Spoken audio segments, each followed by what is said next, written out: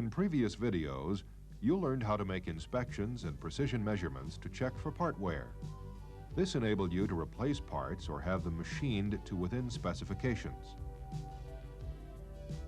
You learned how to properly disassemble an engine while checking for signs of trouble. You learned how to organize parts, clean parts, and do numerous in-shop machining operations.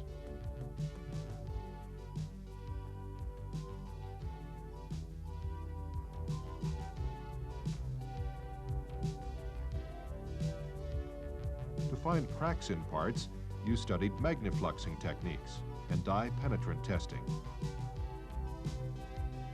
You studied methods for machining cylinder head seats and engine valves, for honing cylinders,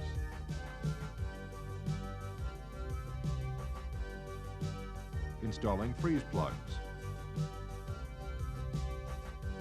installing engine bearings, crankshafts, piston rings, and other components.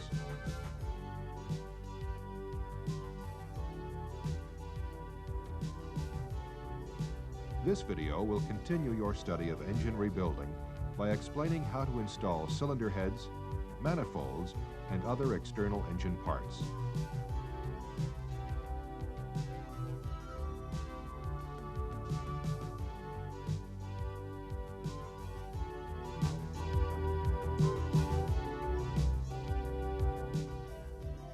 Before short block assembly, the block might have required chemical cleaning.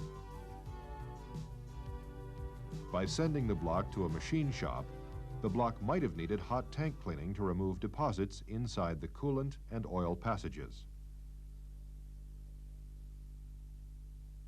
You should have also checked all bolt holes. If rusted or damaged, run a tap down through the head bolt holes.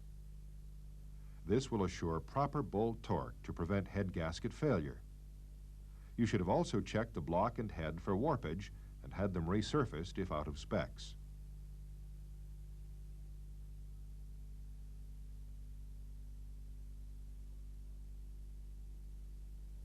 At this point, the short block should be completely assembled with all rod and main cap bolts torqued correctly.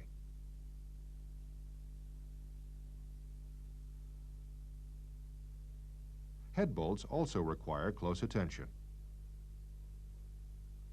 They should be cleaned on a wire wheel or replaced if needed. Some engine manufacturers require that you install new head bolts during an engine rebuild because of a torque-to-yield process at the factory. Refer to the service manual if in doubt. Deposits on the head bolt threads can result in false torque wrench readings and improper head gasket compression.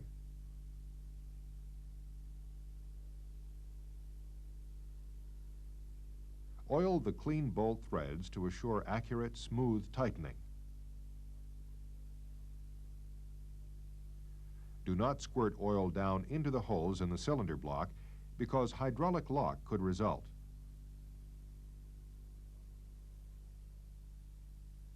Simply place a drop of oil on the bolt threads.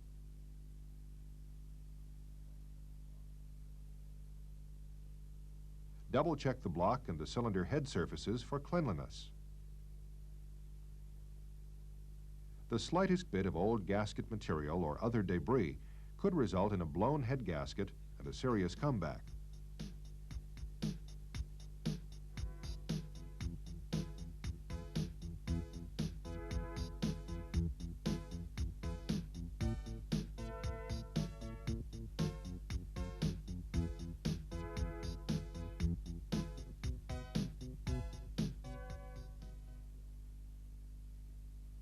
A head gasket has a tough job.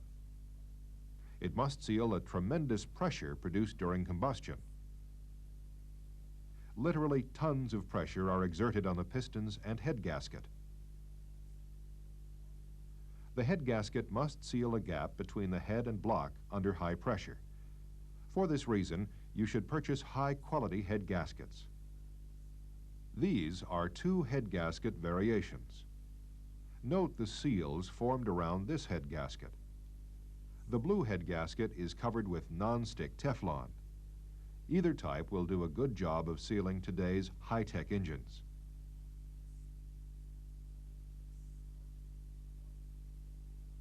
Avoid purchasing off-brand bargain head gaskets because they can leak and fail in service.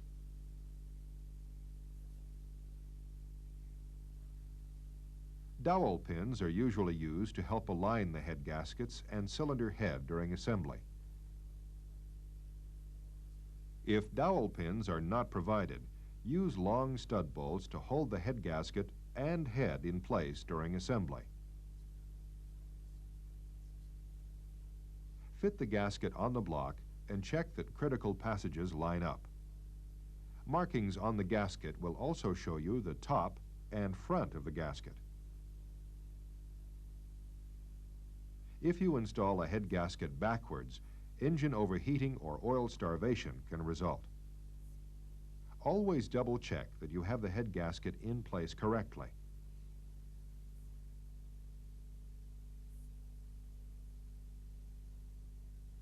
Carefully lower the cylinder head onto the block without nicking and damaging the head gasket.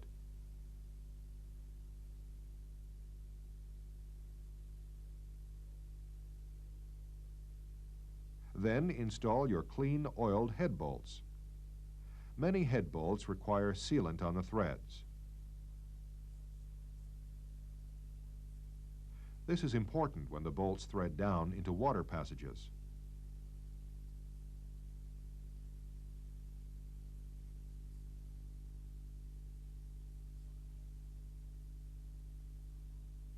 Start all of the bolts by hand. Make sure that bolt lengths are correct. Spin all of the head bolts down with a speed handle. You can also use an air impact wrench, but make sure you set air pressure low to avoid over-tightening.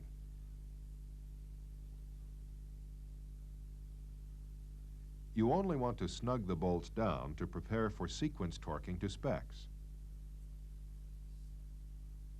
Refer to your service manual to find torque values and the torque sequence for the head bolts. It is very important that you torque the bolts in the proper order to assure equal gasket compression. Start out by setting your torque wrench to about half of the recommended torque.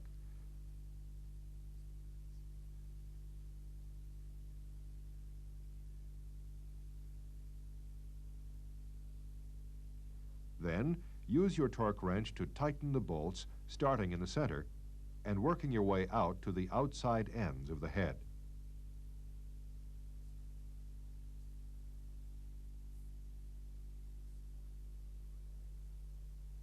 First, torque the bolts to about half of their full torque specification. Pull smoothly and slowly on the torque wrench. Avoid quick, jerky pull motions because false torque wrench readings can result. Next, set the torque wrench to about 3/4 full torque value.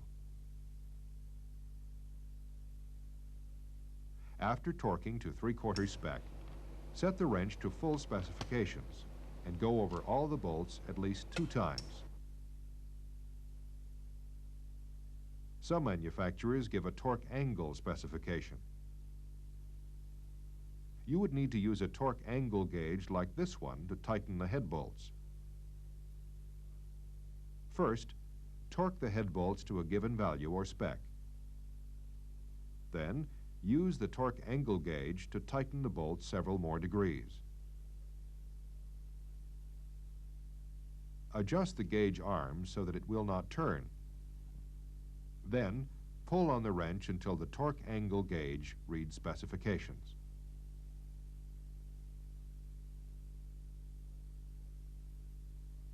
This will actually stretch the bolt a specific amount to assure adequate gasket compression.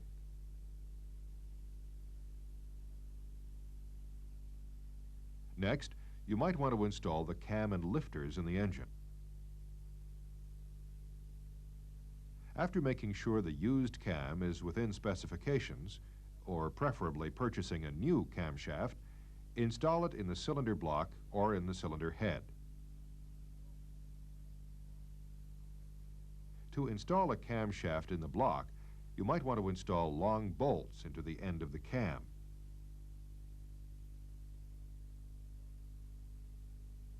This will allow you to hold on to the cam as it is slid into the cylinder block.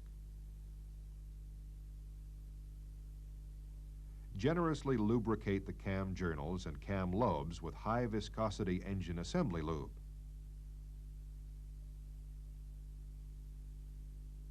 The cam lobes are high friction points, and this thick lubricant will protect them during initial startup.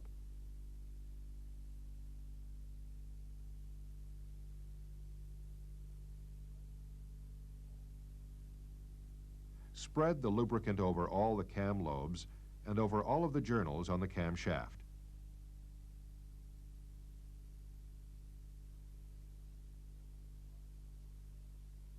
Then, carefully slide the camshaft into the cylinder block.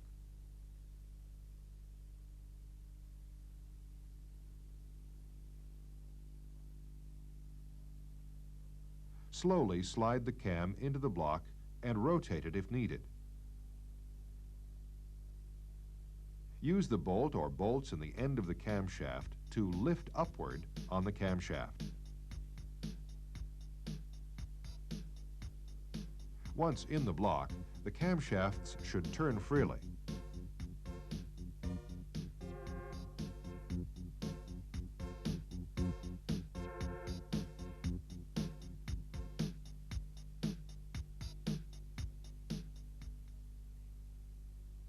Next, you can install the timing mechanism, the timing chain, timing belt, or timing gears. A key is normally provided in the crankshaft. This key must be in place to hold the crank sprocket in alignment.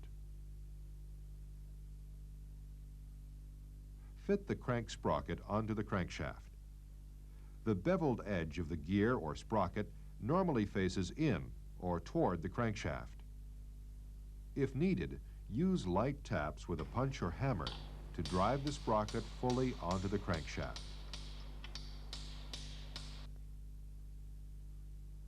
Do not drive or hit the sprocket teeth, or you will damage them.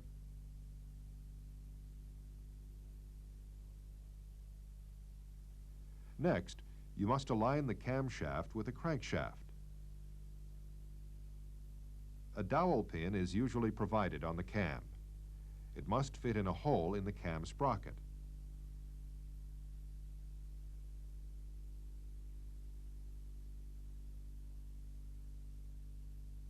Fit the cam sprocket onto the camshaft. This will let you turn the cam and initially align the timing marks.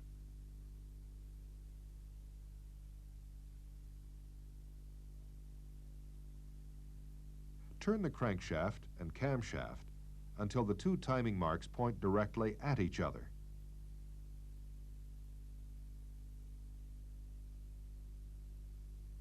This will prepare for timing chain installation.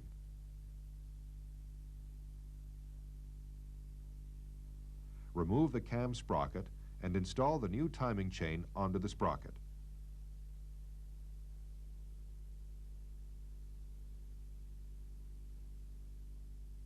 Then, fit the chain over the crank sprocket. You might have to shift the chain a few teeth until the timing marks align. Once aligned, install and torque your cam sprocket bolts.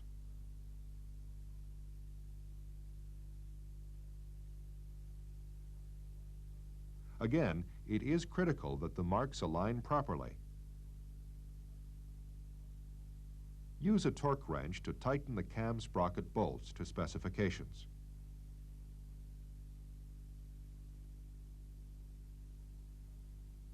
Go over each bolt 2 or 3 times to assure an accurate tightening value.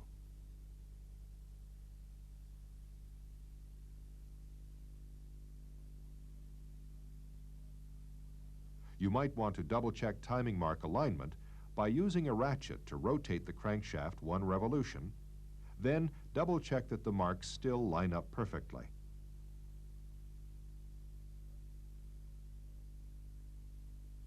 Timing gears are installed the same way as timing sprockets. Keys hold the sprockets in alignment, and timing marks are provided so that the two gears can be matched properly.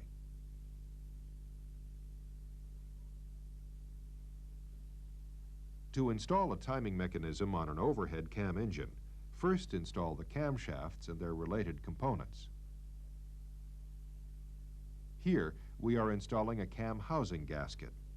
It will seal a gap between the housing and the cylinder head.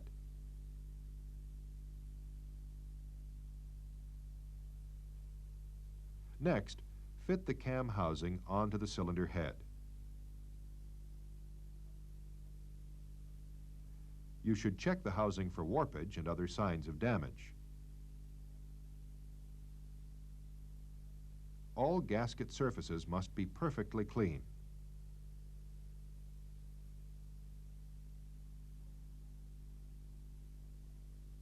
Slowly lower the cam housing onto the head while making sure the gasket is still in place. Then, use a couple of bolts to hold the housing in place while you install other components. Here is a long synthetic rubber seal that fits into the top of the cam housing. It seals the joint between the cam cover and the cam housing.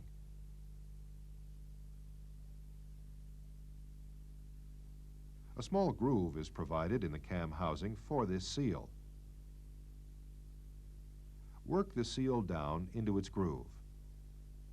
Double check that the seal is fully installed down into the groove. If it pops out of the groove, oil leakage can result.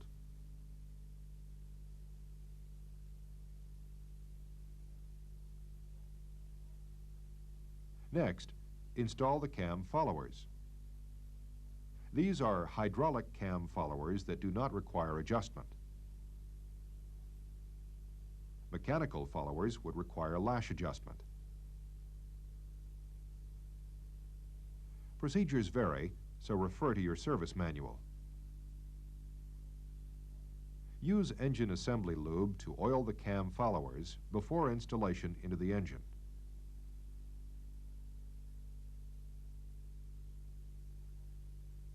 Squirt assembly lube on each of the followers.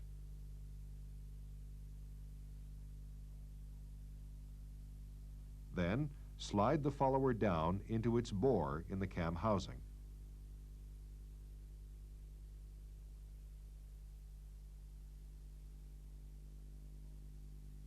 If reused, each cam follower should be installed in the same bore in the housing. Repeat this operation on the rest of the cam followers. Oil them and then fit them into the correct bore in the engine.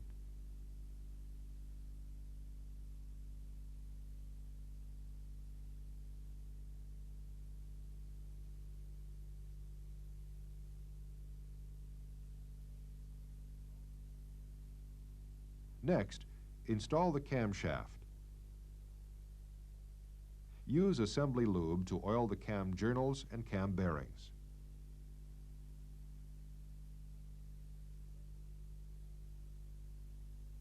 Spread the lubricant over the bearings.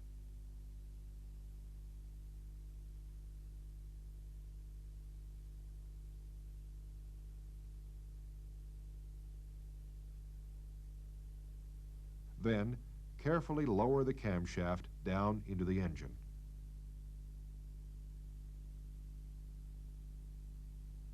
Again, you should have checked the camshaft for wear and replaced it if needed.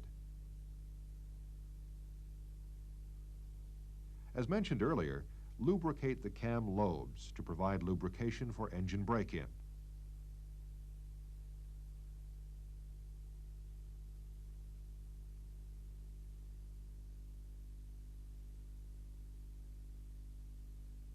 Carefully position the cam journals into the cam bearings. Then, install and torque the camshaft caps or the cam cover.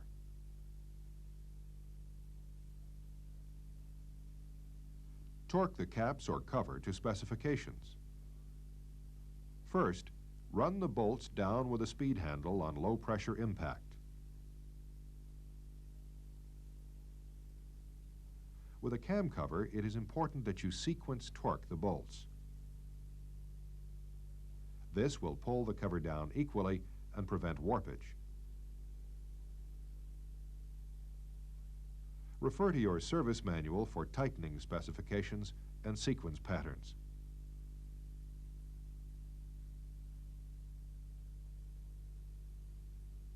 This cam cover torques to 15 Newton meters, or 11 pound-feet, plus you must rotate the bolts an additional 75 degrees using your torque angle meter.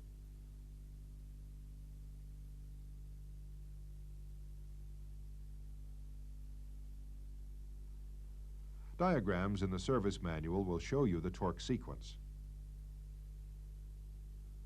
Since the cam cover is made of lightweight aluminum, it is very critical that you torque bolts properly.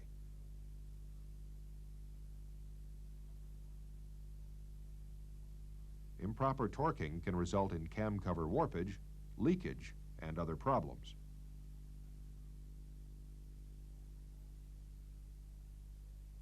Go over all the bolts several times until up to full torque specifications.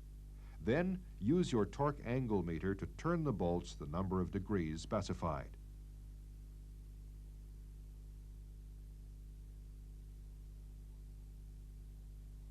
If you don't have a torque angle meter, you must carefully mark and torque the bolt the additional number of degrees, but preferably purchase and use an accurate torque angle meter.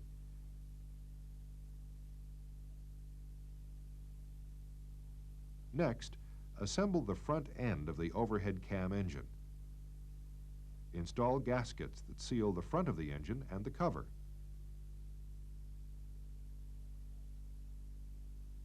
Fit the front cover backing plate on the engine. Make sure the gaskets are still in alignment, then start and torque all of the bolts. Here, the mechanic is installing the timing chain tensioner. It should have been inspected and checked for wear prior to assembly. Install and align your crankshaft sprocket properly. The timing pointer or mark should normally face straight up.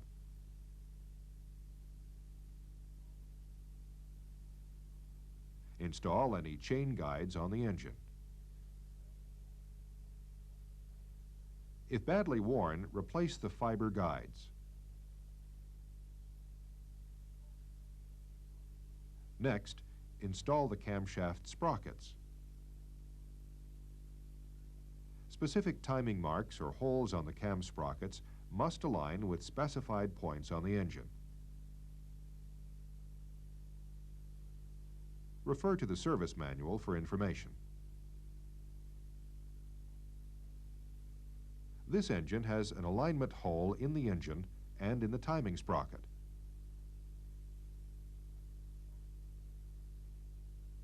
After installing the camshaft bolt, you install an alignment pin or bolt in the sprocket.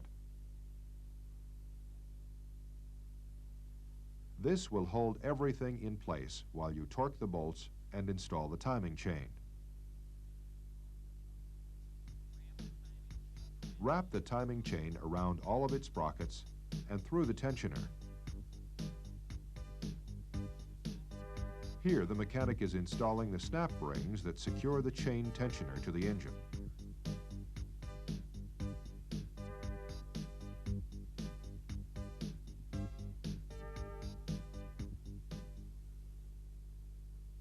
To install the front cover on an engine, position its gasket either on the engine or on the cover itself. Gasket adhesive will be needed to secure the gasket in place if dowel pins are not provided.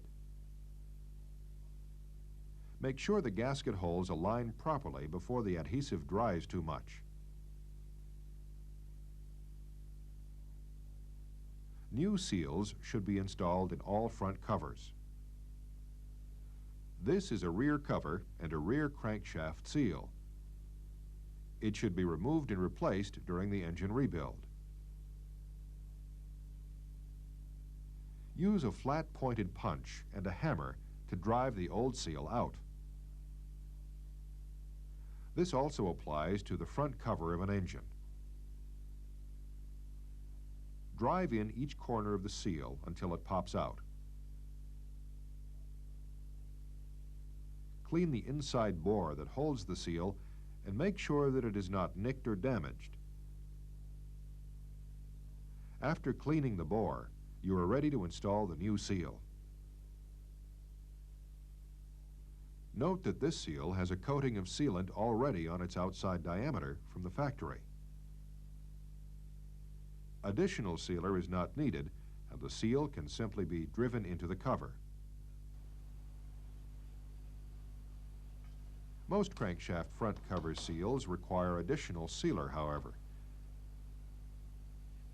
After starting the seal with light taps from a hammer, use a correct diameter seal driver to force the seal down into the cover. Drive the seal until it is seated in the bottom of its bore. Do not overdrive the seal because seal and cover damage can result. This is a driver recommended for thin sheet metal covers. It is a screw-type driver that will pull the seal into position in the cover.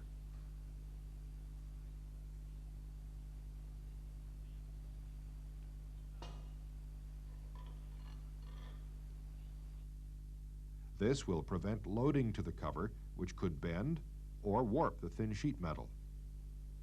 After double checking that the seal is fully seated in the cover and it is not dented or bent, you can supply a lubricant to the inside diameter of the seal.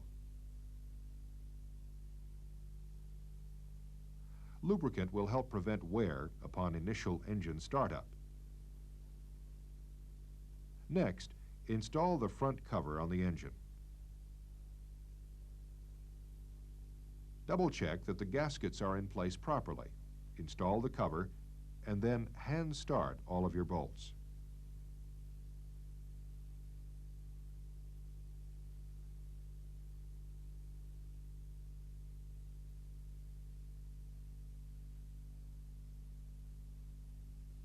After checking that the lifters are in good condition, testing them or installing new lifters, lubricate the lifters and slide them down into the engine block.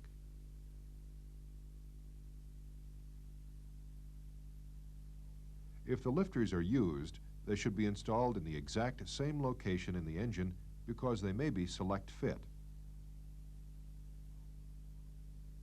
Next, install the push rods. They too should be installed in the same location in the engine if they are being reused. After making sure that the push rods are not worn or bent, slide them down through the head or manifold and into the lifters. Make sure the tip of the push rod is installed inside the center of the lifter.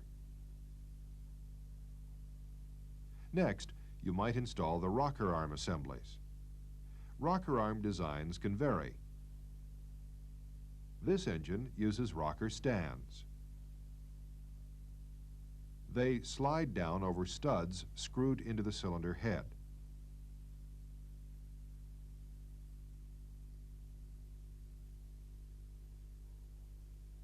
Next, we will install a rocker shaft and rocker arms.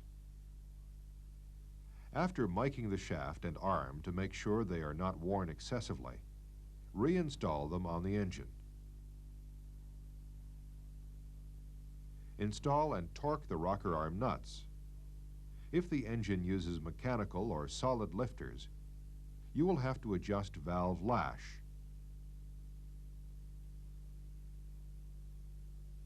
Look up the specified lash in a service manual.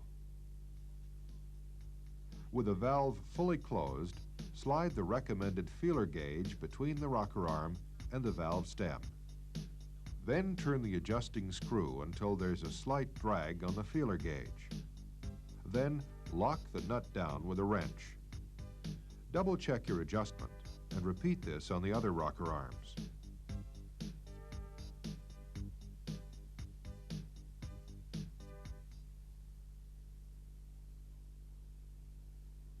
Before installing an oil pan, first check that its flange is not bent or warped. An aluminum pan like this one would require machining if warped. A sheet metal pan can be straightened. Before installing the pan, you would have to install this rear cover and external rear crank oil seal. Before installing the oil pump, prime the oil pump. Squirt or pour motor oil into the pump. This will fill the pumping cavity and ready the pump for operation upon engine starting. This pump uses a large drive gear. It should be lubricated with heavy engine assembly lubricant before installing the pump.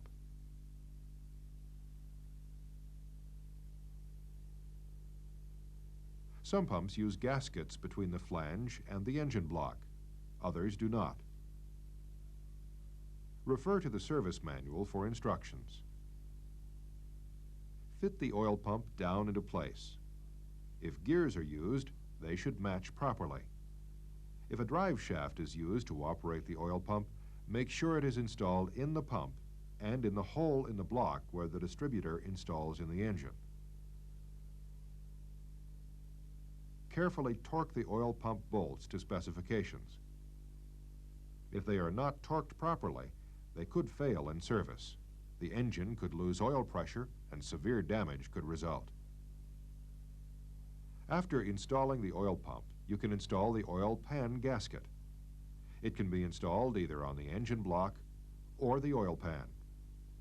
Make sure all of the holes in the gasket align with the holes in the pan or engine block. If needed, adhesive can be used to hold the gasket in place while installing the pan.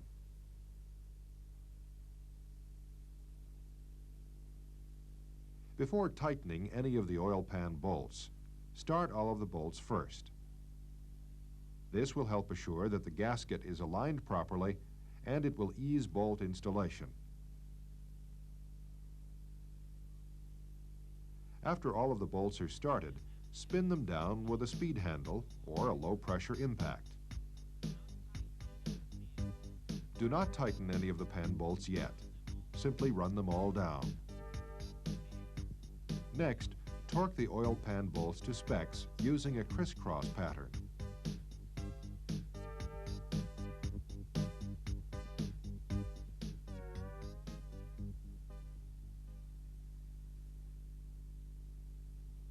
Before installing an intake manifold, especially an aluminum intake, you might want to check it for warpage. Again, use a straight edge and flat feeler gauge.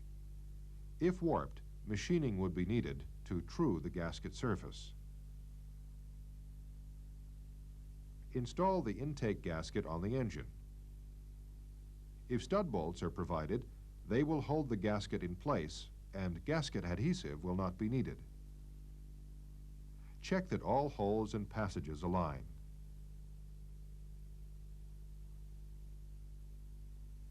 Slide the intake manifold into place onto the engine. Again, studs will help align the manifold and gasket during assembly.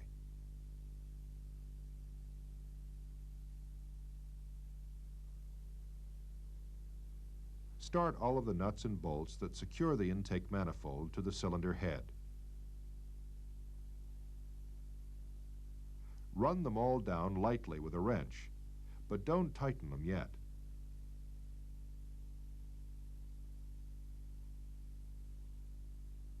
You must sequence torque the intake manifold to specifications. You must also use the crisscross pattern that helps draw the manifold down evenly. Normally, start at the middle of the manifold and work your way outward. Refer to the service manual for exact torque specifications.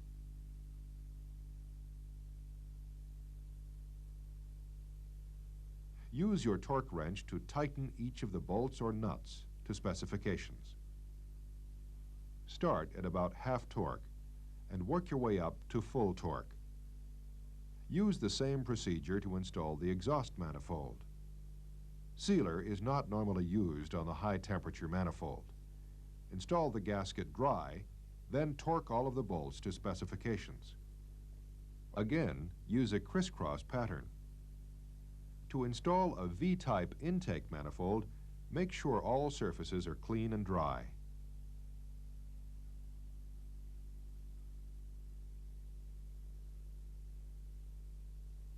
First, install your seals on the front and rear of the block. Some mechanics like to install the seals dry. Others like to use adhesive to hold the seal in place. With cork-type front and rear seals, you'll have to use an adhesive. Next, you can install the gaskets on the cylinder heads. Position the gaskets over the ports and double-check that all of the ports and coolant passages align properly.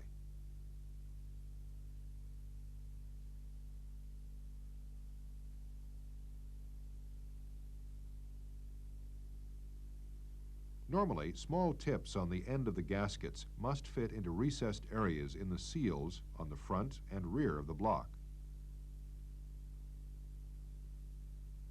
Carefully fit the gasket ends down into these pockets formed into the seals.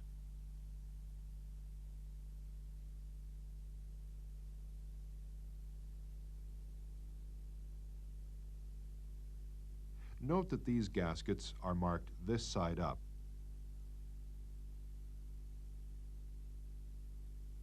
Many mechanics like to use silicone sealer at the joint between the gaskets and the seals. This will help prevent weepage of oil between the two. Dab a small amount of sealer at each joint and spread it lightly with your fingers. Carefully lower the intake manifold down onto its gaskets.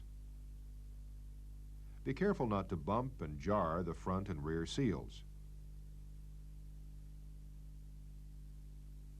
Double-check that the front and rear seals for the intake manifold are still in place. It is very easy to bump these seals and knock them off of the engine block. Severe oil leaks will result. Next, start all of the intake bolts by hand. If the bolt extends into a coolant passage, you should apply sealer to the bolt. Again, your service manual will give directions and details for which bolts require sealer.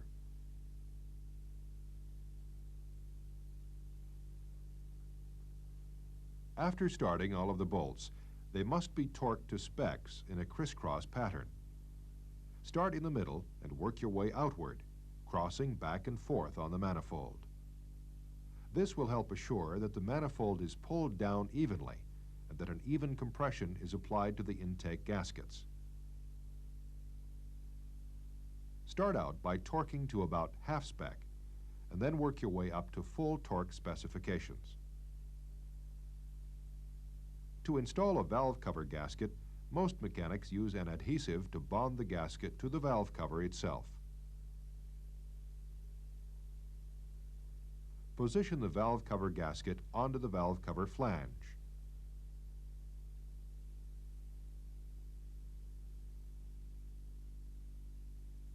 Carefully locate the gasket over its bolt holes and make sure that it lines up perfectly to prevent oil leakage.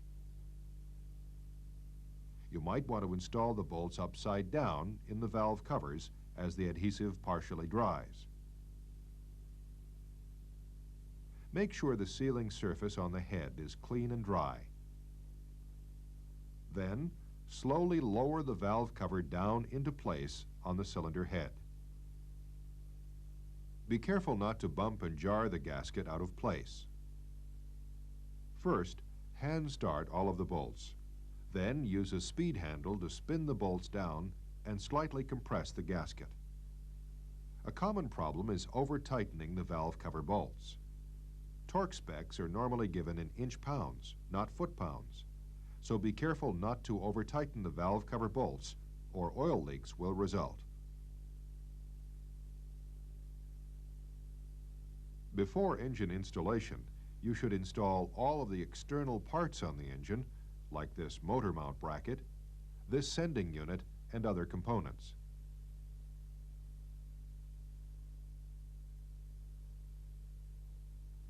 It is much easier to install these kinds of parts now rather than waiting until you're in the tight engine compartment.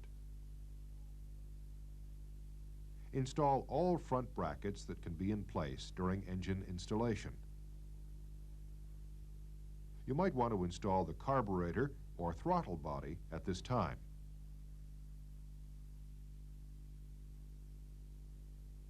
Use common sense in deciding which parts can be installed prior to engine installation. Take the time to double-check that you've installed everything properly. For example, did you install a new thermostat? Are all engine sensors in place? Are all bolts tightened properly?